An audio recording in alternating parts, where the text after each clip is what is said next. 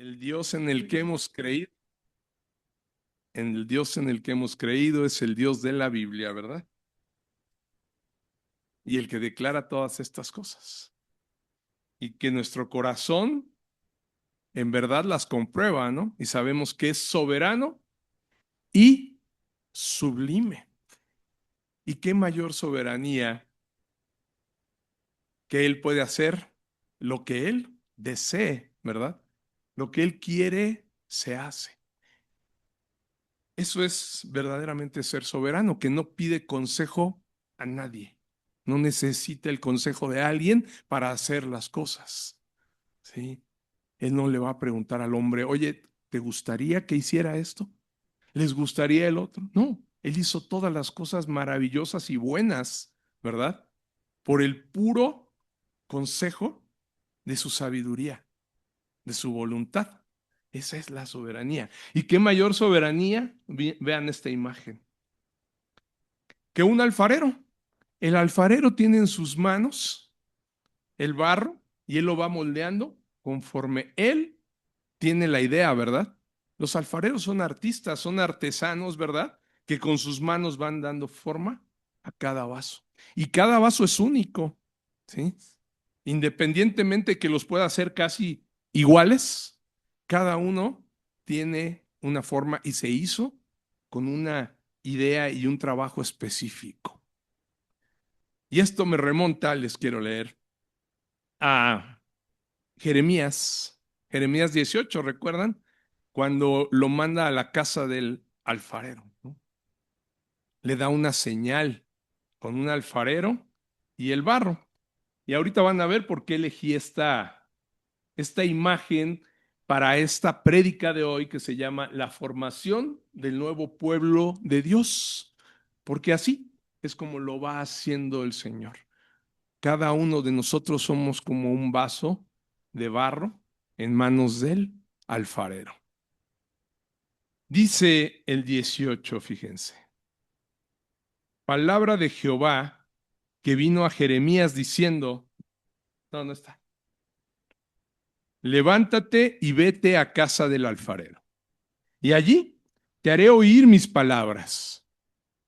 Y descendí a casa del alfarero, y aquí que él trabajaba sobre la rueda. Y la vasija de barro que él hacía se echó a perder en su mano. Y volvió y la hizo otra vasija, según le pareció mejor hacerla. Esa es su soberanía, ¿se dan cuenta? Si una vasija no le queda, él la puede romper, él la puede volver a agarrar la masa, amasar y volverla a poner en la rueda para hacer algo como él dice, ¿verdad? Y la hizo otra vasija, según le pareció mejor hacerla. Dijo, si esta no me queda, hago otra mejor, ¿verdad? Y así él tiene esa capacidad de regenerarnos a nosotros, ¿sí? Sabemos que por producto del pecado, ese, esa imagen de Dios se empieza como a distorsionar, ¿verdad? Empezamos a perder esa imagen que teníamos. El único que realmente fue hecho a imagen y semejanza, ¿verdad? Y directo fue Adán, ¿no? Adán, sí, así, sin pecado todavía. Ya posteriormente sabemos que todos los demás fuimos derivados de él. Pero el alfarero, que es el Señor, el soberano, a unos vasos los puede elegir para ira, ¿sí? Para deshonra y a otros para honra, ¿verdad? Y así es como Él lo va a hacer. Dice en el 5, entonces vino a mí palabra de Jehová diciendo, no podré hacer yo hacer de vosotros como este alfarero, oh casa de Israel, dice Jehová. He aquí que como el barro en la mano del alfarero, así sois vosotros en mi mano, oh casa de Israel. Él puede deshacer ese barro y volver a hacer uno nuevo, una nueva creación. De esa manera, hermanos, es como el Señor va formando a su nuevo pueblo. No con vasos viejos, no con vasos ya defectuosos, ya rotos como andamos por la vida, ¿verdad? Nuevas criaturas, vasos completamente nuevos que va incorporando a su nuevo pueblo, ¿verdad? Al nuevo Israel, al nuevo pueblo escogido de Dios, que somos todos nosotros, gentiles y judíos, que se han arrepentido, que han sido elegidos por el Señor y Él los va trayendo a su pueblo. ¿Ok? Permítanme. Entonces, debemos gozarnos de esto, en verdad, amados hermanos, en este día que también es el día que hizo el Señor. Este día Él ya lo tenía así planeado y decretado. ¿Y qué podemos ver hoy? Que nos regala una oportunidad más, ¿verdad? De estar juntos nuevamente. Si podemos estar juntos, como les he dicho siempre, si veo que entra un hermano, una hermana, si veo que entran los niños, me gozo porque sé que el Señor así lo dispuso. Nosotros podemos ir viendo esos planes del soberano, del alfarero, ¿verdad? Cómo va trayendo a su pueblo solamente conforme van llegando los días. En nuestro tiempo lo podemos ver así solamente, ¿verdad? Y entonces, pues hoy precisamente nos da esa oportunidad de estar juntos, de seguir profundizando en las enseñanzas del apóstol Pablo, ¿verdad? Por medio de esta carta que escribió a la iglesia de Éfeso, así es. Esa iglesia de Éfeso, esta carta, esta epístola, que es una maravilla doxológica, ¿verdad? Lo vimos en el primer capítulo, la doxología hermosa, cómo le da la gloria a Dios de una manera increíble, pero además es una carta que trae un contenido doctrinal muy fuerte. A la vez que alaba, a la vez que nos pone la doctrina. Les comentaba ayer, ¿verdad? A mi mamá, a la señora Tete, a mi esposa, que Pablo es el arquitecto de la doctrina. Él fue quien fue tomando todas las enseñanzas del Señor Jesucristo y las fue armando para después entregárnoslas a nosotros en estas cartas, a las iglesias, ¿verdad? ¿Cómo tendríamos, qué tenemos que entender de la salvación? ¿Cómo es que Dios nos salva? ¿Cómo es que debemos de vivir como nuevo pueblo de Dios? ¿Sí? Eso es lo que hemos venido viendo los domingos anteriores, ¿verdad? Donde pudimos entender con esa maravillosa exposición que hace el apóstol Pablo, ¿verdad? Que Dios siempre tiene un propósito determinado en todo. Así como vemos que es soberano, ¿qué creen? Lo que hace sin pedir consejo, ¿sí? Con su pura sabiduría, su alta sapiencia, que Él todo lo sabe, Él todo lo conoce, siempre hay un propósito. No hace nada sin propósito. No es como que haya hecho algo, bueno, pues a ver, ahí lo dejo, ¿no? No sé para qué lo hice, pues ahí lo voy a dejar ese árbol. No, incluso cada árbol plantado tiene una razón. Él le puso un propósito, ¿sí? Un árbol de frutos va a alimentar a alguien. Oye, pero es que, híjole, de repente esos salen medio mal, ¿verdad? Como los que luego aquí nos comemos. Y dices, es que no se ha abonado la tierra. Pero de ahí comen ardillas, de ahí comen pajaritos, o sea, y si no, si cae y se seca, como todos esos que están, miren, volteen a ver. ¿Ya vieron todas esas naranjas que están en el suelo? Van a alimentar al suelo, van a abonar, ¿verdad? Para que ese pasto siga creciendo. Es algo maravilloso lo que hace el Señor. Todo lo hace con propósito, lo veíamos, ¿verdad? Es lo que llamamos precisamente su decreto divino, el cual abarca desde la eternidad y hasta la eternidad, ¿sí? Recordemos que la eternidad no tiene un principio ni tiene un fin. ¿Cómo cantábamos? Eres el principio y fin, ¿no? ¿Sí? Él es eterno, soberano, sublime. Él no fue. ¿Cuándo existió Dios? ¿Cuándo apareció? Pues no hay fecha. Eso no se puede. O sea, Él siempre ha existido. Eso es la eternidad. Y seguirá por la eternidad. ¿Sí? Es algo maravilloso. Eso es lo que veíamos en el primer capítulo. Y pudimos entenderlo por expresiones de Pablo, que abundan en todo el capítulo. Constantemente, ¿no? Lo veíamos. Expresiones como la voluntad de Dios, que veíamos en el versículo 1, predestinado, que veíamos en el 5 al 11, ¿verdad? Según nos escogió en el versículo 4 y el designio de su voluntad, que veíamos en el 11. Todo el capítulo 1 estuvo lleno de expresiones de Pablo hablando precisamente de esto, ¿verdad? Del decreto divino, de su voluntad, de lo que él ya había planeado, ¿sí? Y ahora vamos a ver cómo ese capítulo nos lleva a ver los designios de Dios y nos va a encaminar a ver ahora en el capítulo 2 cómo es que Dios va conformando a través de el tiempo que él tiene planeado y establecido, ¿sí? Una nueva sociedad redimida. Ese nuevo pueblo de Dios que hemos estado viendo, que él ha decretado, que él ha llamado, que él ha predestinado, los va llamando a través de generación tras generación para hacer una sociedad redimida, ¿sí?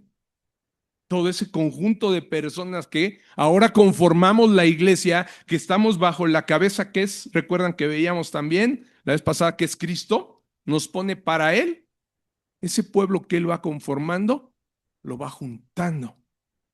Él precisamente para estar bajo Cristo. ¿Sí? Es el reino, ¿sí? Somos la sociedad, su pueblo, los súbditos que pone para Cristo. ¿Sí? Y ahora, en este capítulo 2 que vamos a ver, va a resaltar principalmente dos aspectos. La nueva humanidad, que es creada mediante la resurrección espiritual de los creyentes, ¿sí? Y el segundo aspecto, la creación de esta nueva humanidad, implica la unión de todos los creyentes, tanto judíos como gentiles, en un solo cuerpo espiritual, ¿sí? Y hoy nos vamos a enfocar precisamente en los versículos del 1 al 10, ¿sí? Hoy vamos a ver este primer aspecto del capítulo 2, cómo va creando a esta nueva humanidad, a esta nueva sociedad redimida, a este nuevo pueblo de Dios, haciendo una resurrección espiritual en cada uno de nosotros, en cada uno de los que va trayendo a su pueblo. ¿Ok? Entonces, Pablo lo va a explicar relacionando los últimos versículos con los que cierra el capítulo 1, los que vimos el domingo pasado, ¿sí? Los va a juntar, va a hacer una conexión con lo que vamos a ver hoy, en el 2, capítulo 2, del 1 al 10. ¿Ok? Acompáñame a leer primero los últimos versículos del capítulo 1. Vamos a leer del 19 al 23 del 1 para que recordemos y hagamos la conexión. Porque este capítulo, bueno, más bien toda la epístola va conectada, ¿no? Es como una carta. O sea, entonces tenemos que ir viendo cómo una idea conecta con otra. A pesar de que tú encuentres, porque Cipriano de Valera, Casiodoro de Reina, y bueno, desde los antiguos decidieron ponerle títulos para guiarnos. No quiere decir que cuando hay un capítulo esté cambiando ya de idea. No, todas las ideas van entrelazadas y sobre todo cuando se trata de cartas, de epístolas, ¿ok? En el caso del Evangelio, por ejemplo, sí, vemos que pasa de narrar una situación, son libros históricos, al igual que los 4 Evangelios y el libro de, ¿cuál es el otro libro histórico, mis niños? Eso, muy bien, Hechos, ¿sí? El otro libro histórico que es Hechos, ahí sí, porque se narra una situación y después se puede narrar otra, ¿no? Un viaje de Pablo, se narra cuando el Señor Jesucristo entró a Jerusalén y después se puede estar narrando, ¿no? Otra situación cuando ya está a lo mejor en el templo y purifica, ¿no? Ahí sí, pero en el caso de las epístolas, como son su característica ser una carta, va llevando una idea tras otra, ¿ok? Entonces, por eso vamos a leer del 19 al 23, por favor. Acompáñenme. Leámoslo juntos, ¿les parece?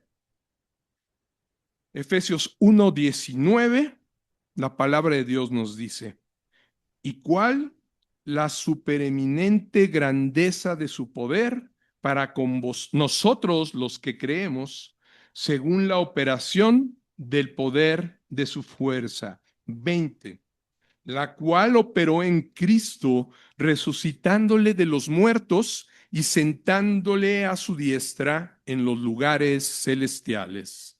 21. Sobre todo principado y autoridad, y poder y señorío, y sobre todo nombre que se nombra, no solo en este siglo, sino también en el venidero. Y sometió todas las cosas bajo sus pies, y lo dio por cabeza sobre todas las cosas a la iglesia, la cual es su cuerpo, la plenitud de aquel que todo lo llena en todo. Recordemos que así termina, ¿verdad? Lo que tenemos dividido aquí en la versión Reina Valera 1960, el capítulo 1, ¿no? Hablándonos de la supereminente grandeza de su poder para con nosotros los que creemos. Esa grandeza de su poder, la cual operó en Cristo, resucitándole de los muertos, dice, ¿verdad? Y sentándole a su diestra en los lugares celestiales y poniéndolo como por cabeza sobre todas las cosas a la iglesia, ¿sí? Es ese mismo poder con el que va a ir formando precisamente su iglesia. Ese poder que usó Dios para resucitarlo, para ponerlo en la diestra del Padre, ¿verdad? En lugares celestiales, es el mismo poder que usa con cada uno de nosotros. Es ese poder, esa supereminente grandeza de su poder es la que va a utilizar para también resucitarnos a cada uno de nosotros. Nos tiene que dar vida primero para poder formar parte de ese pueblo, ¿sí? Como eso que hablaba Jeremías, ¿verdad? Ese alfarero que vuelve a hacer nuevos vasos, de una nueva forma, una forma que le parece mejor. ¿Por qué? Porque ya no puede haber vasos de inmundicia en la iglesia del Señor Jesucristo. ¿Cómo? ¿Verdad?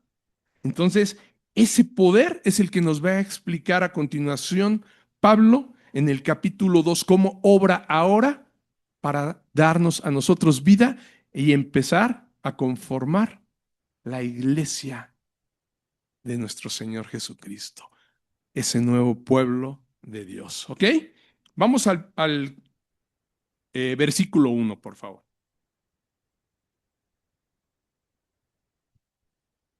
¿Listo? Ya estamos. Capítulo 2, versículo 1.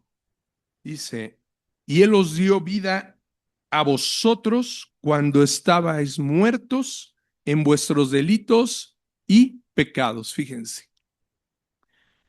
Por eso les decía cómo Pablo está conectando las ideas anteriores, ¿verdad? De lo que viene hablando, lo que expuso en el capítulo 1 lo va a conectar en el capítulo 2 y lo podemos notar, ¿por qué? Porque hace la conexión de y Él. ¿Sí? ¿Ya vieron? Acuérdense que la Y es algo que une, ¿verdad? Los textos y o las ideas, ¿verdad? Es como cuando decimos, los invito a tomar café y pan, ¿verdad? Las dos cosas, ¿ok?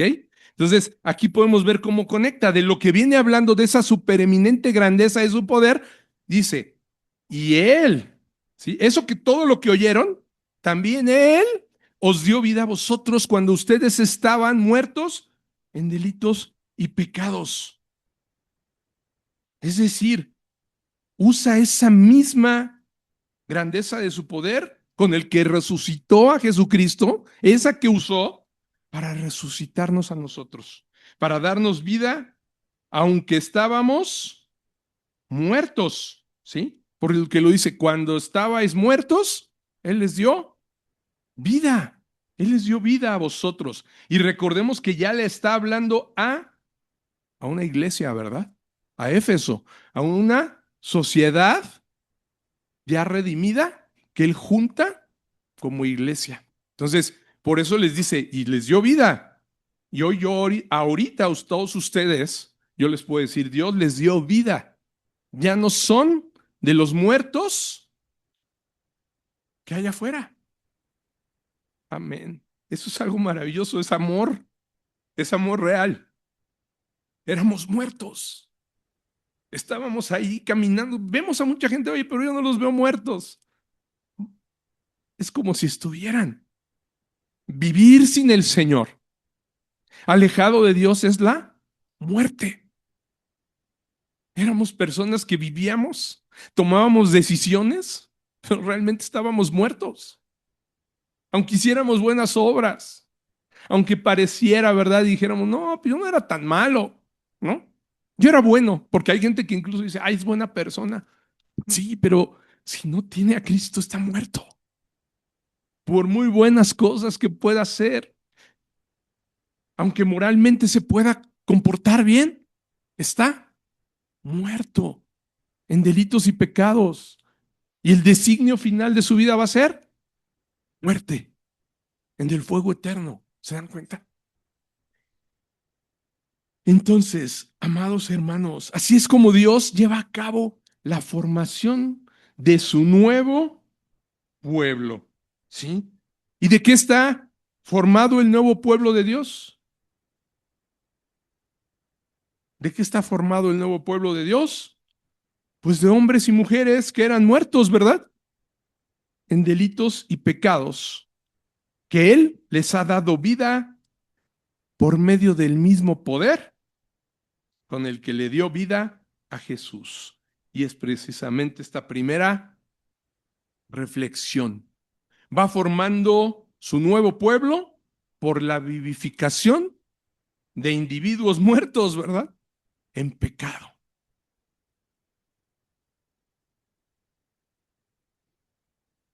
Aquí Pablo hace uso de una explicación que nos deja ver claro a todos nosotros cuál era el estado en el que estábamos antes de la conversión, ¿sí? Antes de ser parte del nuevo pueblo, ¿qué deja ver? Que éramos muertos, ¿verdad?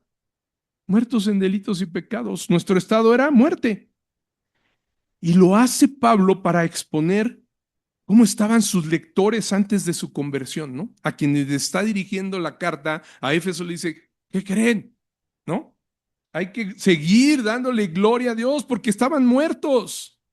Antes de que ustedes fueran esta iglesia, eran muertos. Y lo hace para recalcar cuál es la magnitud del poder y la misericordia de Dios que experimentaron. ¿Sí? Vean cuál fue la magnitud, cuál fue ese poder del que les estoy hablando, dice, ¿no? Ese poder con el que Cristo fue resucitado es el mismo. Vean la magnitud, vean el poder que Él usó para cada uno. En otro tiempo les dice, ¿no? Estábamos que vivos, ¿no? Nos dice también a nosotros, porque lo escribe a Éfeso, pero sabemos que los destinatarios también, los que lo vamos a recibir, somos nosotros, las siguientes generaciones. Entonces debemos de entender que en otro tiempo estábamos vivos, ¿sí? Caminábamos, ¿verdad? Pero vivos para los atractivos del pecado, pero muertos para Dios. ¿Se dan cuenta? Así estábamos. Así como era Éfeso, así éramos nosotros. La idea de muerte lo que sugiere realmente es alejamiento de Dios.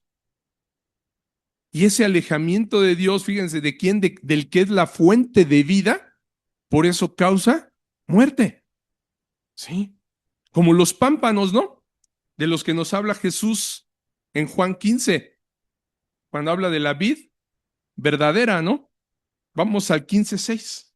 Vamos a revisar Juan 15:6. Si se fijan, el primer versículo que leímos estaba pantalla negra, ¿verdad? Y ahora pantalla azul son los versículos adicionales. Todos los versículos que no están dentro de lo que estamos revisando, Efesios 2, del 1 al 10, van a estar en otro color. ¿Sale? Vamos a Juan 15:6 y en cuanto, digamos, regresamos al capítulo 2, ¿no? Nos regresamos a Efesios. ¿Listos? A ver, leámoslo, por favor. ¿Ya lo tienen? Juan 15:6. Vamos a leerlo todos. El que en mí no permanece será echado fuera como pámpano y se secará y los recogen y los echan en el fuego y arden, ¿no? Un pámpano que es arrancado de la vid está muerto, ¿sí? Termina seco y listo para la hoguera, ¿no?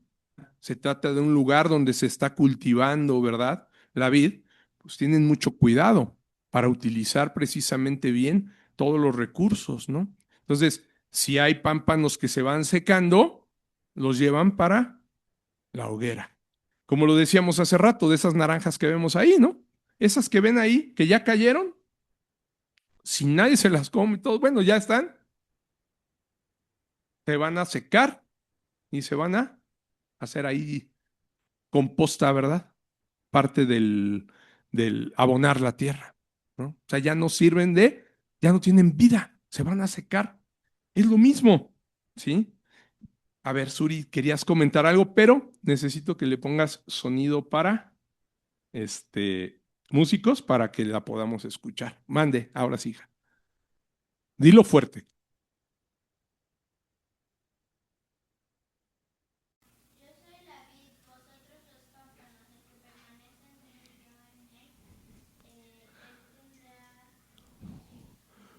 Lleva mucho fruto. Ujú. Así es, así es. Y alejados de mí, nada podéis hacer, ¿verdad? Entonces, es verdad. Esto que vemos y que entendemos es esa muerte, es precisamente el estar alejado de Dios, provoca muerte. Es una muerte espiritual. Es no estar cerca de la fuente de vida. El que da vida es Él. Así lo declara Él. ¿Se dan cuenta? Como todo, por eso les digo que Pablo es el arquitecto de la doctrina. La va, fue poniendo cada tabique, ¿sí? Fue armando toda la doctrina de lo que él aprendió, porque nada de esto que habla Pablo es algo que no esté ya hablado por el Señor Jesús y que esté en las escrituras por los profetas, ¿verdad? Que haya sido ya declarado, solamente le va dando forma para que nosotros podamos entenderlo, ¿no? Asimismo, amados, es el estado del hombre que no ha sido regenerado. Alejado de Dios, nada puede hacer. Un hombre que no ha nacido de nuevo va muerto, sigue muerto, muerto y así se va a quedar. Mientras no haya un nuevo nacimiento, mientras no se pegue a la vid, se va a terminar como un pámpano seco, ¿sí? Y será recogido y echado a la hoguera. Así es. Por eso dice el Señor, fíjense en el 5, el que decía Suri, que ya se me adelantó. Vamos a leerlo todos. Dilo fuerte ahora. Otra vez con sonido para músicos para que se oiga la congregación. Yo soy la vid, vosotros los pámpanos. El que permanece en mí y yo en él, este lleva mucho fruto, porque separados de mí nada podéis hacer. Ahí está. No puede hacer nada alejado de lo que les decía, única fuente de vida. Y estando muerto, pues no puede hacer nada para resucitarse, ¿sí? Para seguir andando solo. No, yo no quiero ir a la fuente de vida, yo voy a seguir viviendo mi vida. No, no puede. Le seguirá, como hemos dicho, le seguirá echando ganas, ¿verdad? Ahí más o menos, y se irá arrastrando, así caminando. Y cuando apenas siente que ya, otra vez para abajo, no hay manera. Estando lejos de la vid, separado de la vid, no hay cómo seamos nutridos de vida. No nos podemos llenar de vida. Solamente esperar a ser echado al fuego. Ese es el destino que tiene un hombre, ¿verdad? Cuando no es regenerado, cuando no va realmente a la vid, no está pegado a la vid, será echado al fuego.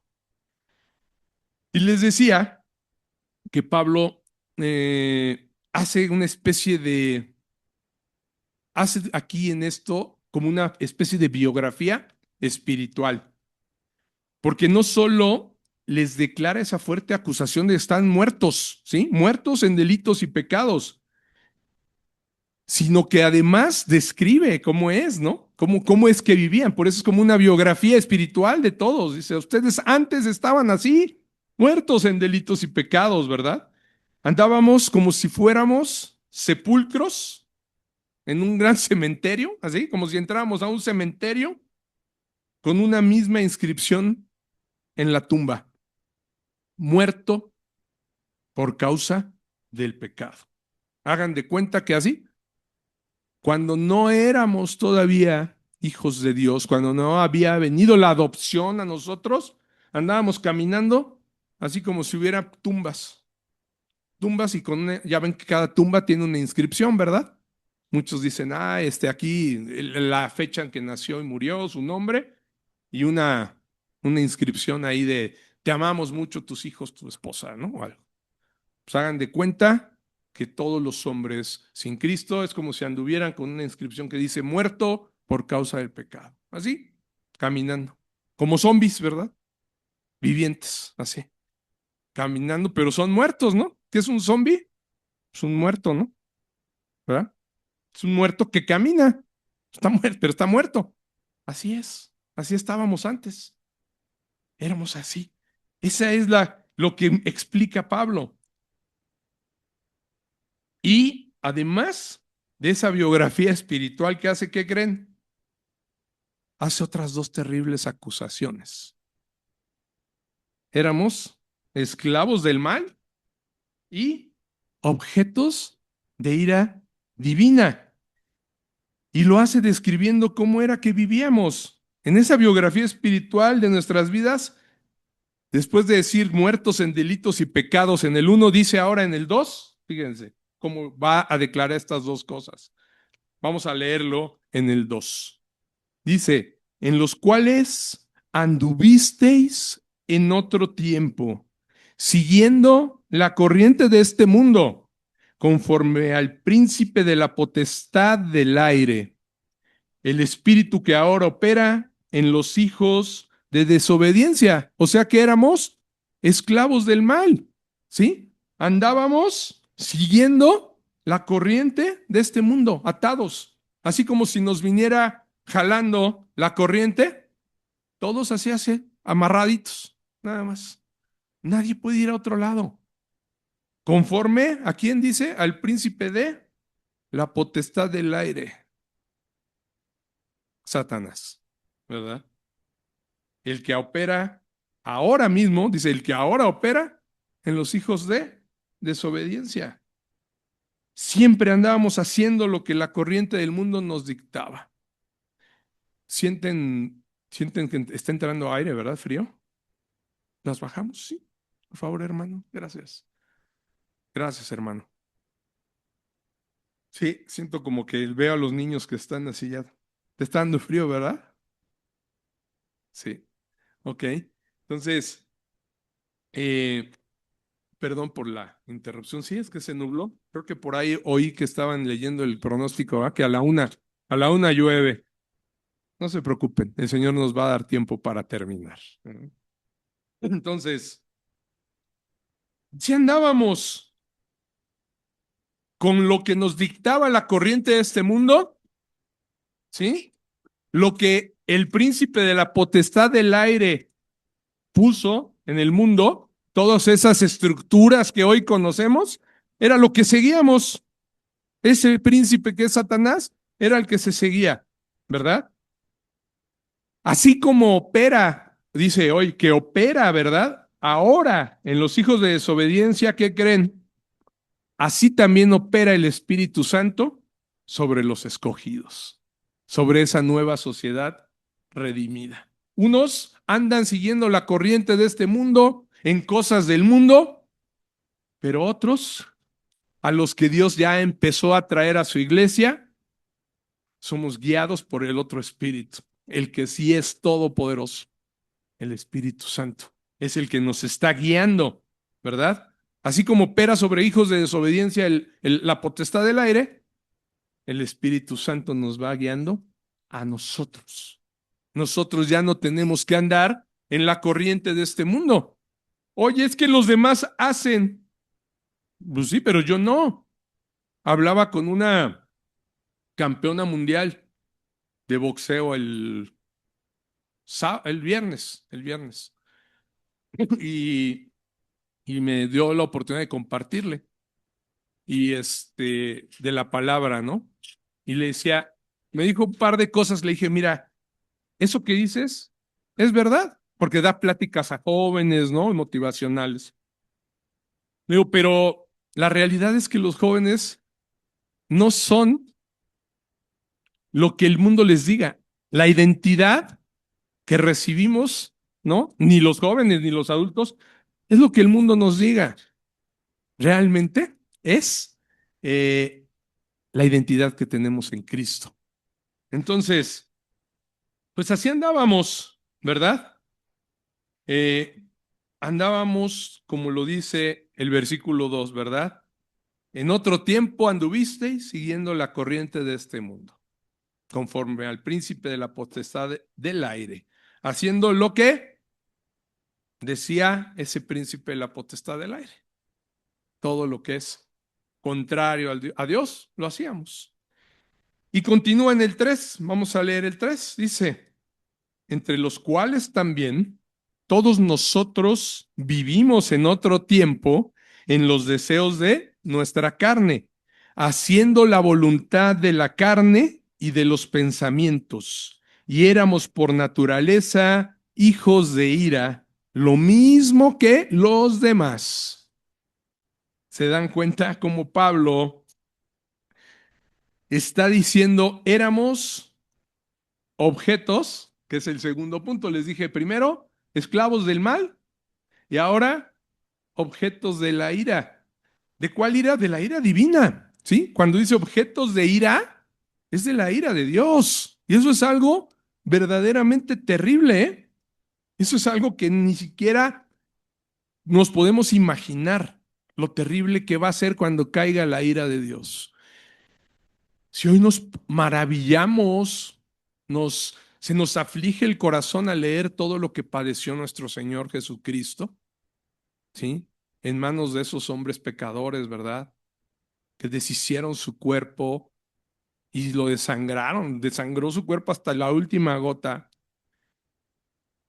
Imagínense lo que es la ira de Dios. Eso es, la ira de Dios cayó en Jesús. Eso tan terrible fue que la ira de Dios cayó en él, porque ahí estaba el pecado. Y Dios aborrece el pecado, ¿eh? Imagínense a esos hijos de ira, ¿cómo va a ser una vez que el Señor establezca su juicio al final? Va a ser una ira terrible completamente. Y así éramos. Por eso Pablo lo resalta, ¿sí? Andábamos en los deseos de nuestra carne, sin hacer la voluntad de Dios, sino la voluntad que dice de la carne, ¿verdad? Y de los pensamientos. Ah, bueno, era el anterior, perdón. Ahí quédate, Luz, está bien. ¿Sí? Lo cual nos hacía de manera automática, ¿qué nos convertía? Por naturaleza, hijos de ira, ¿no? Lo mismo que, por eso dice los demás. Me parece verdaderamente que estas acusaciones de Pablo que hace para señalando cómo es que éramos y cómo es que son los que no se han convertido todavía, son terribles, ¿no? Y las deja claras Pablo diciendo, no nada más los demás, también nosotros éramos así, así estábamos, hijos de ira también antes. Por eso dice todos nosotros, ¿verdad? Todos nosotros. Nada de que solo unos o que los niños no, ¿verdad? No dice ahí, ah, bueno, excepto los niños, ¿verdad? O los profetas tampoco. Los judíos, bueno, unos. No, todos, dice, todos nosotros, incluyendo a los judíos, que eran el pueblo elegido, también eran hijos de ira, ¿sí? Todos. Y no lo hace, amados hermanos, para atemorizarnos, sino para reflexionar en qué tan grande es el poder de Dios y su misericordia que nos pudo librar, que nos puede sacar de ese estado de muerte que sí es terrible, ¿eh? O sea, se resalta esa ira de Dios para que nosotros en verdad, nuestro corazón, como lo decíamos la vez pasada, se inflame de gracias al Señor. Gracias, Señor, que no me va a tocar recibir la ira, que no va a caer esa ira sobre mí, porque ya no soy hijo de ira. En otro tiempo lo fui, pero hoy ya soy un hijo tuyo. Soy un hijo de obediencia, no de desobediencia. ¿Sí? Nos sacó del estado de muerte y esclavitud por el cual éramos dignos de esa ira, de la que el hombre, ¿qué creen? Nunca hubiera podido salir sin que él obrara por medio de Cristo y del Espíritu Santo. Nosotros no podíamos salir de ahí. Andábamos creyendo que hacíamos bien, ¿verdad? Como decíamos, creyendo que éramos buenas personas, ¿no? Ah, ahí voy, ahí la llevo, ¿sí? Ahí voy saliendo. Como cuando le preguntas a alguien, ¿cómo vas? ¿Cómo estás? Pues ahí la llevo. Y verdad, pues ahí la llevas nada más, pero ¿hacia dónde? En la muerte. De ahí no podemos salir. Lo hizo para que entendiéramos verdaderamente esa obra maravillosa y misericordiosa del Señor. Para que entendiéramos lo que es la gracia. Eso es la gracia de Dios, amados hermanos. Y es lo que nos va a explicar ahora de manera magistral. Fíjense, en el versículo 4. Vamos al versículo 4. Nos hace entender primero cómo estábamos, ¿sí? En delitos y pecados muertos, cómo vivíamos, ¿sí? En ese esclavos, en esa esclavitud de la maldad y como hijos de ira, sujetos a la ira divina, pero ahora nos va a explicar cuál es la obra maravillosa que hace Dios. 4. Pero Dios, que es rico en misericordia, por su gran amor con que nos amó, aun estando nosotros muertos en pecados, nos dio vida juntamente con Cristo. Y dice entre paréntesis, por gracia sois salvos. O sea, esto es verdaderamente, es hermoso. Es un fundamento donde está construida esta doctrina, donde está el Evangelio. Por eso decimos que es el Evangelio de la gracia, ¿verdad? Es el Evangelio de la gracia. Habiendo explicado todo esto, Pablo, podemos entender más fácil qué es la gracia. ¿Se dan cuenta? Como les decía, no es para causar temor y que lo terrible que es la ira, no, es para entender qué significa la gracia. La gracia es producto de esa riqueza que habla aquí, ¿verdad? Rico en misericordia. Esa riqueza en misericordia del Señor y de ese gran amor con que nos amó, que a pesar de estar muertos en pecado, como veíamos, esclavizados, siendo hijos de ira, sujetos a la justa y santa ira de Dios, aún así, Él decide darnos vida. De ser muertos, pasarnos a vivos. De ser culpables, a ser perdonados. Eso es algo, eso es la gracia.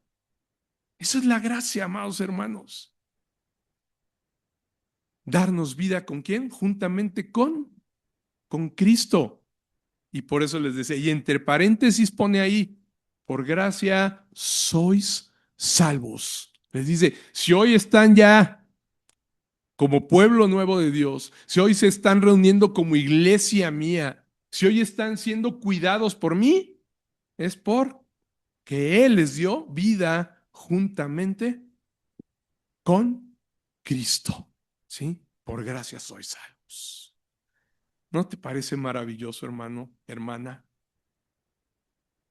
Por eso debemos predicar sobre el pecado, ¿se dan cuenta? Sin temor a ser criticados. Hoy en las redes y todo se habla de que, ay, es que hay muchas congregaciones del pecado y el pecado. Hay otra cosa que pueda hacer reflexionar al hombre. Si el hombre no entiende quién es, ¿cómo se va a arrepentir? ¿No? Si le siguen diciendo, no, mira, Dios te ama y él es bueno, ven tal como eres, ¿no? Y así te puedes mantener. Y no, verdaderamente debemos de entenderlo, porque el Evangelio de la Gracia no se puede entender sin entender nuestro estado pecaminoso. ¿Cómo es? ¿Cómo somos? ¿No? ¿Cómo éramos? ¿Se dan cuenta? El Evangelio de la prosperidad, ni el Evangelio que pone al hombre como centro de todo, ¿verdad? Como que todo lo hizo Dios para el hombre, haciéndole creer que Dios nos tiene que salvar a todos porque somos especiales. Eso no salva. No se convierte verdaderamente la gente porque termina creyendo que por ser especial está aquí, ¿no? Y que está aquí para recibir todas las bendiciones de Dios, ¿verdad? Y ahora Dios va a cambiar mi vida. Ahora Dios me va a dar todo lo que necesito. Eso no es el centro del Evangelio. El centro del Evangelio es que estábamos muertos en pecados y que Dios por gracia nos rescató y nos salvó. Si te va a dar después grandes bendiciones, eso es aparte. Buscad primeramente el reino de Dios y su justicia y todo lo demás será añadido. Eso es un extra. Ese es uno de los beneficios de ser hijo de Dios, pero no es el centro. No estamos aquí ni estoy yo para predicarles que ya te va a ir bien, hermano. Ya te va a ir bien, hermana. No te preocupes. Que no es verdad, ¿eh? No necesariamente nos va a ir bien.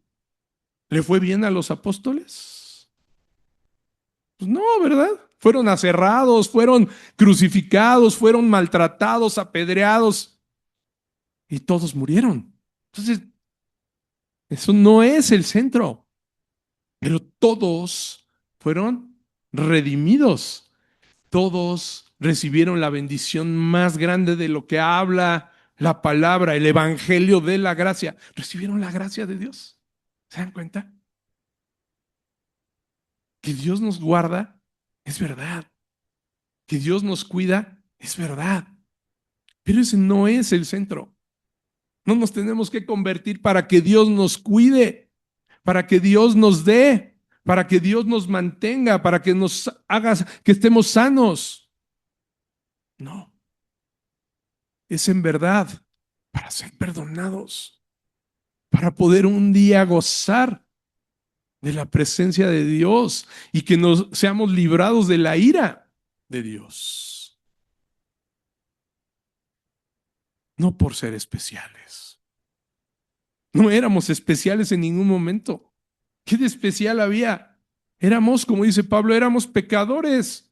como todos andábamos también, hijos de ira. Por el contrario, hay que agradecer que siendo así de pecadores nos rescató, que nos amó por las riquezas de su misericordia, ¿verdad? El que es rico en misericordia y por el amor con el que nos amó, es que ahora por gracia sois salvos. Solo así podemos verdaderamente caer de rodillas y entender que el gran amor de Dios con que nos amó nos liberó de esa esclavitud de la que no podíamos salir, a pesar de que ninguno de nosotros lo merecíamos. ¿Sí? Y después va a seguir ahondando Pablo en la gracia, explicando cómo es que esa grandeza de su poder opera sobre nosotros. Vamos al 6. Y dice, y juntamente con él nos resucitó y asimismo nos hizo sentar en los lugares celestiales con Cristo Jesús. Ahí está. Nos resucitó con ese mismo poder con el que resucitó a Cristo. Y no solo eso, sino que ese poder con el que lo sienta a la diestra del poder de Dios, también que dice, pues lo va a aplicar a nosotros, ¿verdad? Porque dice que nos hizo sentar en los lugares celestiales con Cristo Jesús, ¿sí? Con nuestro poderoso Señor y Salvador, Cristo Jesús, ahí ya nos hizo sentar. ¿Se dan cuenta que está hablando con una seguridad como que eso ya pasó? Ahorita, pues igual vamos a decir, no, yo no estoy en los lugares celestiales, estoy aquí en una silla, sentado, ¿verdad? ¿Qué creen? Una vez que somos salvos por gracia, verdaderamente salvos por gracia, podemos estar seguros de que ya tenemos un lugar. ¿Mm? Reservado, dice mi esposa, ¿verdad? Ya está tu lugar. Si tu nombre está escrito en el libro de la vida, tienes un lugar, ya, ahí está. Sí, ahí ya dice, ok, aquí ya está mi hijo. Ya tiene ese lugar. Ya está. Y está, ¿qué dice? Juntamente con Cristo. Eso se va a hacer algo maravilloso. Estar sentados ahí a la mesa con el rey es algo que nos debe en verdad de llenar de agradecimiento. Porque en verdad ese día del juicio, el día terrible de Jehová, no saben cuánta gente va a llorar, a chillar, a gritar, a sufrir, porque no pudo alcanzar la salvación. Y ahí nos vamos a dar más cuenta de decir, Señor, en verdad eres bueno. ¿Se dan cuenta por qué vamos a estar adorándolo todo el tiempo? Después de ver toda esa situación terrible que va a suceder, digo, vamos a estar, Señor, en verdad, o sea, ¿qué hacemos? Y así deberíamos de vivir desde hoy. Si en verdad entendemos esto, así deberíamos vivir ya hoy, adorándolo y diciendo, Señor, tú ya me tienes un lugar contigo. Tú me rescataste, me sacaste, me estás librando de la ira. Ya no soy hijo de ira. Así, eso debería de mantenernos completamente agradecidos. Qué privilegio tan grande es recibir la gracia de Dios, ¿verdad? Es un privilegio verdaderamente. De un Dios airado con el hombre, con justísima razón, ¿verdad? Pero que por amor y misericordia nos perdona y nos pone en lugares celestiales con su Hijo amado. La verdad es que merecíamos la ira. Por eso está airado. Pecadores en manos de un Dios airado, ¿verdad? Por ahí alguien va a hacer un book report de eso, creo, ¿no? ¿O no? De Jonathan Edwards. Ya se le olvidó. Yo, y bueno, a mí me contaron, a lo mejor no, ¿verdad? ¿O sí? Hay un libro maravilloso, un sermón de Jonathan Edwards, que así se llama, Pecadores en manos de un Dios airado. Y dicen que mucha gente lloró, hasta se desmayó de escuchar ese sermón. Adelante, Iker.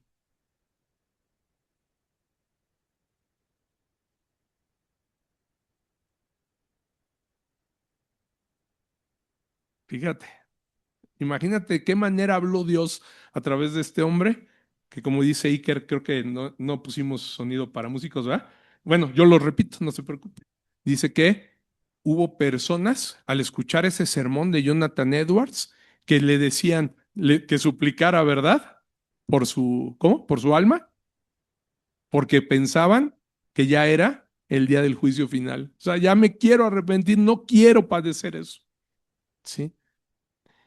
Y como les decía, yo hablo del pecado y lo digo y no lo hablo de esa manera tan fuerte, ¿no? Como para que ahorita se desmayen y digan, no, por favor, yo quiero, Señor, perdón, ¿no? Y aún así mucha gente no le gusta, ¿no? Le gusta, no, ya no hablen del... No, o sea, verdaderamente es lo único que puede hacernos caer de rodillas y ver ese privilegio que tenemos de tener un lugar ahora con el amado. ¿Verdad?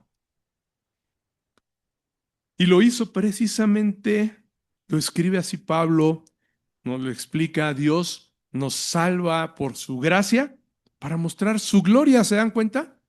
La gloria es para Él, no para el hombre. No es que el centro seamos nosotros, es por Él mismo. Por amor de su propio nombre, hizo esa obra maravillosa de rescatar a hombres muertos y ponerlos en los lugares celestiales, lo cual nadie puede hacer más que Él. ¿Sí? Y es lo que nos dice, ¿no? Y lo hizo porque es algo que Él verdaderamente quiso hacer en su soberanía, para glorificarse Él mismo, glorificar su nombre y mostrarles a todos que lo hizo Él, no los hombres, no porque nosotros hubiéramos hecho algo bueno, no porque nos lo hubiéramos ganado, sino por su misericordia, por su gracia, por la riqueza de su misericordia, por el amor con el que nos amó. Es lo que Él quiere que notemos. Y así lo explica en el 7. Vamos a ver. Dice, para mostrar en los siglos venideros las abundantes riquezas de su gracia en su bondad para con nosotros en Cristo Jesús. Ahí está, para mostrar las abundantes riquezas de su gracia en su bondad para con nosotros. No solo, ¿qué dice? No en el pasado nada más, sino en los siglos venideros, ¿verdad? Y lo seguirá haciendo, ¿qué creen? Por la eternidad. Así seguirá mostrando esas abundantes riquezas de su gracia. ¿Y cómo es que muestra esa abundante riqueza para su gloria? Por medio de esa gracia aplicada a los no merecedores, ¿verdad? Pecadores, a quienes ha puesto fe para salvarnos. Él mismo, fíjense, Él mismo pone fe, nos da vida en Cristo, primeramente, nos regenera, nos da vida, porque sin vida, ¿para qué le pones fe? ¿Le pones fe a un muerto?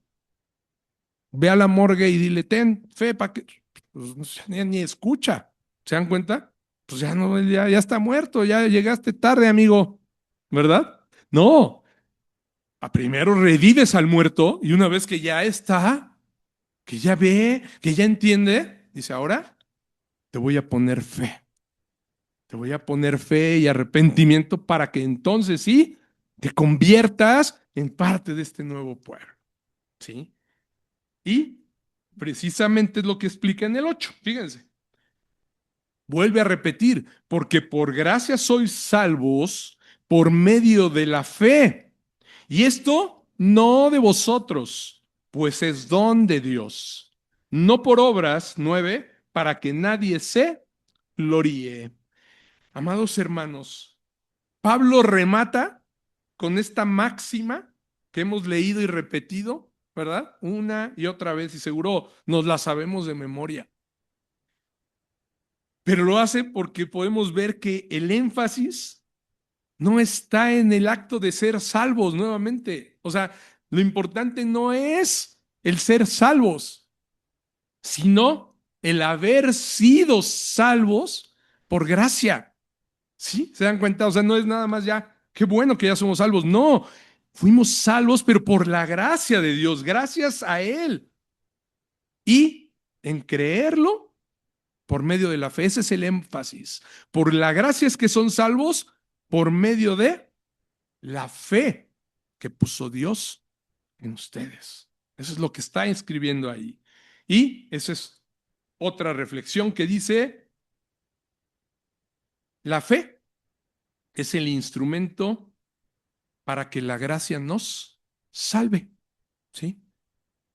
La fe es ese instrumento que Dios usa para que la gracia de Él se pueda aplicar para salvarnos a nosotros.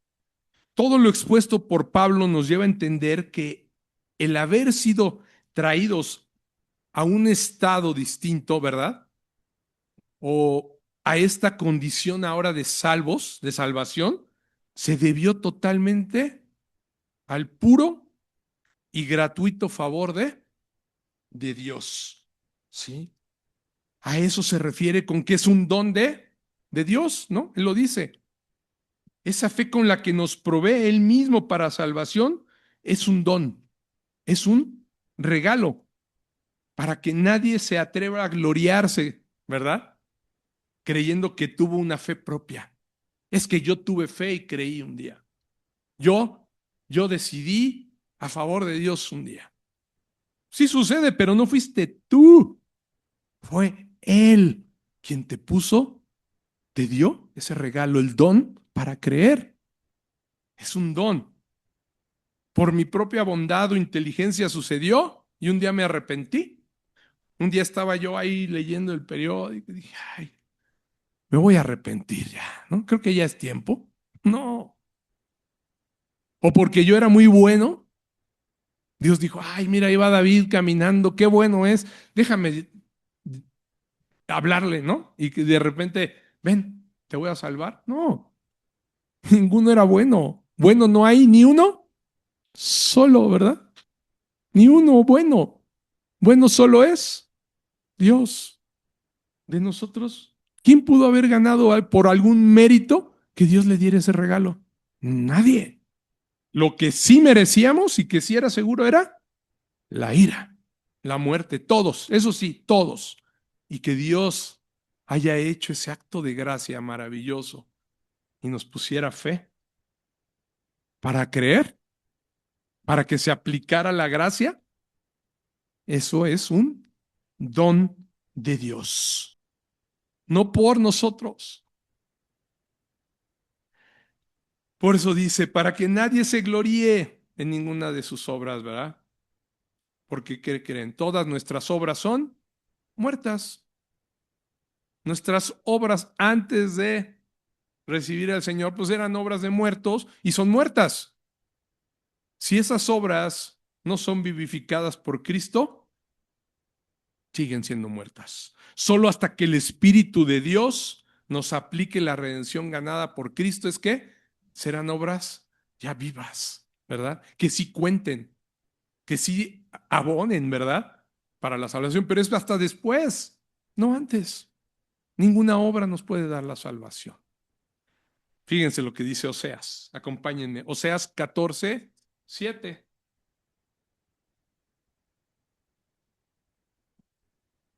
Oseas 14:7 dice, volverán y se sentarán bajo su sombra, serán vivificados como trigo y florecerán como la vid, su olor será como de vino del Líbano. Sin Cristo, amados, ¿cómo vamos a florecer? Si lo leíamos, ¿no? Fuera de la vid nos vamos a secar.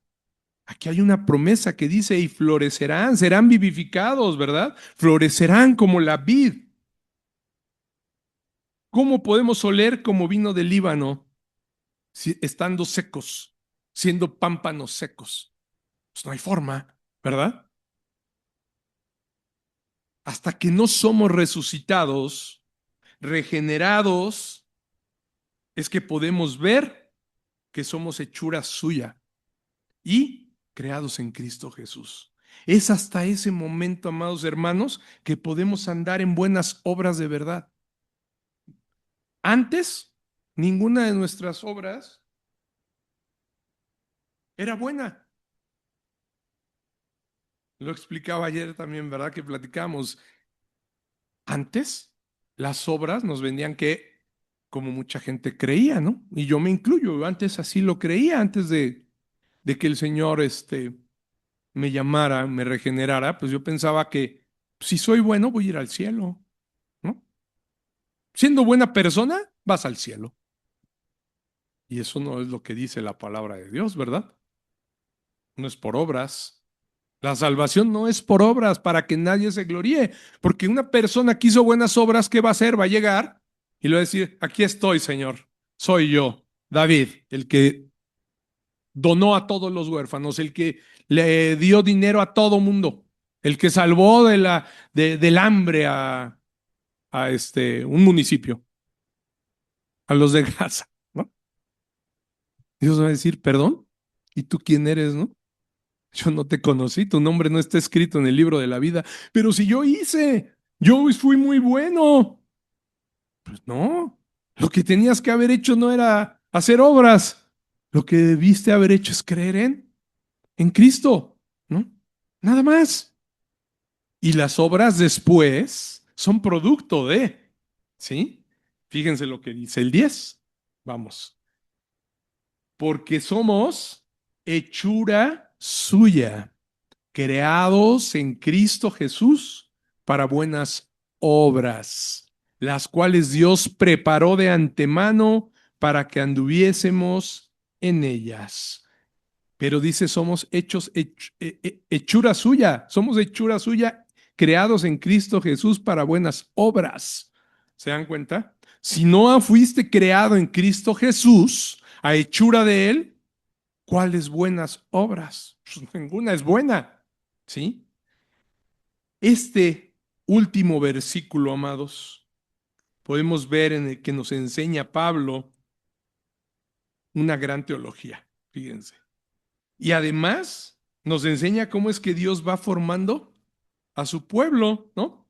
De hombres, como dijimos, y mujeres muertos en delitos y pecados, que es Él quien hace nacer de nuevo. Aquí lo está diciendo, ¿no? Hechura suya, creados en Cristo Jesús para buenas obras. Somos hechos para ser parte del cuerpo de Cristo, ¿sí? Y también tiene implicaciones prácticas, si se fijan. O sea, no nada más nos hace nuevas criaturas, sino que además para buenas obras, ¿verdad? Para hacer cosas. Ahí sí, las obras sí van a importar, pero en Cristo, ¿sí? Cuando somos creados en Cristo Jesús para buenas obras, hasta que somos vivificados en Él, hasta que somos nuevas criaturas, ya vivos, ya entonces nuestras obras empiezan a hacer realmente obras agradables a Dios, ¿sí? Por la gracia que vimos, entendemos que le debemos todo a Dios, si se fijan. Por tanto, con nuestro hablar y con nuestra vida, deberíamos expresar nuestra alabanza y gratitud a Él. Vivir haciendo estas obras para alabarlo. Por eso es que empiezan a contar las obras, porque ya las vas a hacer, ya no para ganar la salvación, porque ya estás seguro de tu salvación. Y si haces algo que ya no es para ti, para que sea tu beneficio, lo vas a hacer para alabarlo a Él. ¿Sí? Ahora quiero estar hablando de ti, Señor, no para que me salves, es porque ya me salvaste, ¿sí? Si ahora hago algo, no es para salvación, sino porque soy salvo, Porque ahora, Señor, he entendido que me amas tanto que me rescataste. Y por eso es que quiero hacer ahora las obras. No para ganar ningún favor, el favor ya lo recibí, ¿verdad? El favor ya fue recibido. Por esa razón que creen, Dios puso este tesoro de buenas obras, todas estas buenas obras que Él planeó para que anduviéramos, ¿qué creen en dónde las pone? En vasos de barro, precisamente. En vasos de barro, en vasos frágiles como nosotros, para que nunca olvidemos que Él es el autor de las buenas obras, como lo dice 2 Corintios 4:7. Fíjense. Dios va a poner, no lo va a dejar, si lo dejara en otro tipo de vasos, en un recipiente, ese tesoro que son las obras que Él puso para que anduviésemos, nos podríamos vanagloriar si creyéramos que es por nosotros, ¿sí? Porque yo cada día, Señor, yo soy el que decide hacer tu obra. Yo, Señor, decido hacer lo que tú me dices. No, porque nos vamos a llenar de vanagloria. Es que yo fui y prediqué a un anexo y todos se levantaron y recibieron a Cristo. No, a ver, David, tú no fuiste David, por favor. Fue el poder de Dios, ¿sí? Tú eres un vaso frágil. Tú eres hecho por mí. Dice 2 Corintios 4:7, pero tenemos este tesoro en vasos de barro, para que la excelencia del poder sea de Dios y no de nosotros. Ahí está claro, ¿verdad? Este tesoro está puesto en vasos de barro. Así lo quiso el Señor. Pero la excelencia, el poder que debemos verdaderamente notar, es de Dios, no nosotros.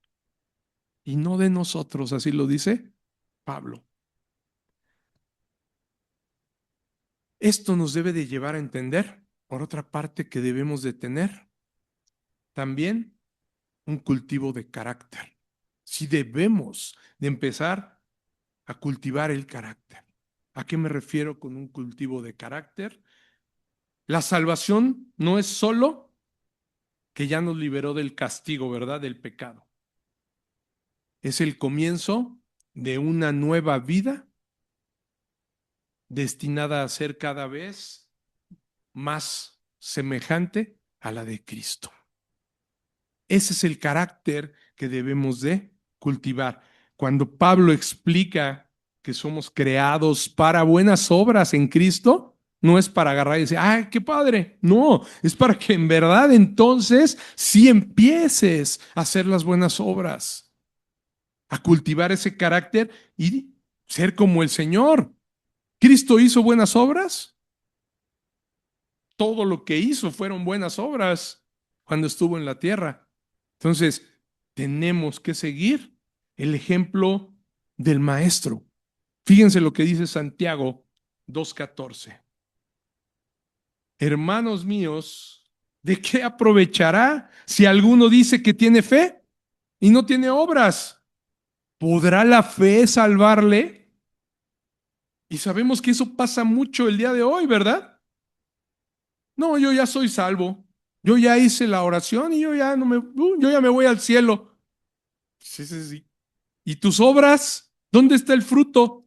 No, no, a mí me dijeron que con hacer esta oración yo ya soy salvo. Oye, pero a ver, sigues viviendo, sigues bebiendo, sigues criticando, sigues siendo chismoso, sigues... ¿Cómo? Por eso dice, ¿podrá la fe salvarlo? Sí, a lo mejor esa persona dice sí y te puede decir la oración, ¿eh? Y yo hice esto y yo declaré que Jesús y... Ok, tiene fe, pero ¿esa fe lo salva? ¿Es fe salvífica? No. Por eso Santiago es muy claro. ¿De qué aprovechará si alguno dice que tiene fe y no tiene obras? Pues de nada. ¿Esa fe lo va a salvar? No, ¿verdad? Y desafortunadamente por eso les digo, es importante que veamos y sigamos la doctrina que Pablo, la doctrina paulina que Pablo generó para nosotros, ¿sí? Y como les decía, Jesús anduvo haciendo el bien todo el tiempo. Por eso es que si somos hechura suya, creados en Cristo Jesús para buenas obras, entonces debemos andar como él anduvo, ¿sí? Si no, ¿cuál es la evidencia de nuestra salvación si no seguimos su ejemplo? El apóstol Pablo también le dijo esto a Tito en la carta pastoral que le escribió. Vamos a Tito 2:14. Dice, quien se dio a sí mismo por nosotros para redimirnos de toda iniquidad y purificar para sí un pueblo propio, celoso de buenas obras. Ahí está. Ese pueblo al cual le quitó toda iniquidad, lo purifica para él, para que sea su propio pueblo, debe de ser, ¿qué? Celoso de buenas obras. Si no somos celosos de buenas obras, pues entonces hay algo que falta, ¿verdad? Tu fe no fue suficiente, no fue fe salvífica. Fue que hubo un muy buen predicador que te convenció, ¿verdad? Que supo hacerte, y tú dijiste, ah, sí, tienes razón, yo sí. No, tiene que ser el Espíritu Santo el que te convenció. Nadie de nosotros convence.